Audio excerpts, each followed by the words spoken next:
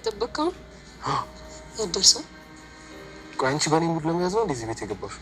የምሬን እኮ ነው። ቆይ አንተ ሚስትህን አስተኝተህ ነው አሁን የመጣ? አዎ እንደዚህ ቁጭ ብላን ካየችንማ በቃ ይሄ ቤት መንደዱ ቤቱ ይቃጠላል ትላለህ። ማንም አይተርፍም እንጂ። ግን ናታን ለምንድን ነው እንደዚህ የምትቀናው? አንቺ እኮ ነው የምትቀናው። ኧረ በኪድዬ አሁን ምን ያስቀናል? ቆንጆና ጥሩ አስተሳሰብ ስላለች ነው። ሰው ደግሞ የሚበልጠውን ሰው ሲያይ ይቀናል። የምር ናታን ቅናት ስጋ ለብሶ ማለት ቁጭ ኤቢ። ኧረ ድምፅሽን ቀንሽ እንዳሰማሽ። የምር ናታን ኤቢ በቅናት እርር ስትል አንተ ማየት የሚያዝናና ነገር የለም።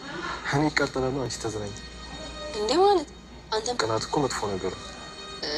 ግን ናታን አሁን እኔ ከዚህ ቤት ብወጣ ማለት ወይ የሆነ ሀገር ምናምን ቤት አይ ያልቀ ነው።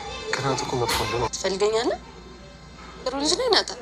አዎ እባክህ ተሳስተህ እንዳለ። አልተሳሳትኩም። አንቺ በጣም ምርጥ ልጅ ነሽ። እሺ በቃ አሁን ሄድትዬ ደግሞ ብታይ ሌላ ነገር ነው የሚመስላት፣ ትቆጣለች። አልሄድም። አሁን ስታወራ እኮ ልብ ያለ ትመስላለህ። ከምር ግን ቆንጆ ነሽ እኮ። እንዴ ምንድን ነው ቁንጅና ደጋገምክም? 2 ጊዜ ሰላምታ አንዱ ለነገር ነው ይባላል።